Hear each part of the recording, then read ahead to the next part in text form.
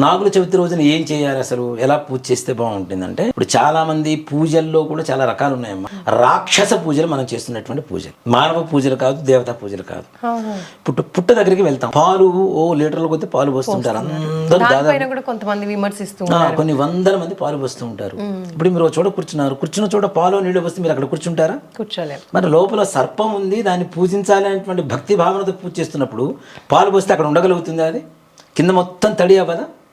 తడి అయ్యి కొన్ని రోజులకి గుడ్లు కూడా పోస్తూ ఉంటారు, గుడ్లు వేస్తుంటారు. పాలు, గుడ్లు, పసుపు, కుంకుమ, గంధం ఇవన్నీ లోపల కలిసినప్పుడు అట్ట కట్టుకుపోతుంది, కొన్ని రోజులు మొత్తం గట్టిగా తయారవుతుంది. కొంతమంది చూడండి, జుట్టుకు కోడిగుడ్డు పెడుతుంటారు కదా, ఏమవుతుంది? గట్టిగా అట్టలాగా తయారవుతుంది. అలాంటిది మరి ఇవన్నీ కలిసిన తర్వాత ఆ ఎండకి, ఆ హోల్స్లోంచి, రంధ్రాలోంచి వెళ్ళేటువంటి ఎండకి మొత్తం గట్టిగా గట్టిపోయింది అనుకోండి, సర్పం దానికి అతుక్కుపోతుందా లేదా? అతుక్కుపోయినప్పుడు బయటికి రాగలుగుతుందా? దాని చర్మం అతుక్కుపోతుంది. దాన్ని రాలేనప్పుడు దాన్ని హింసించడమా, మనం పూజించడమా? అది రాక్షస పూజే కదా, మరి పూజ అయితే కాదు కదా. అలా చేయడం అనేది చాలా పొరపాటు.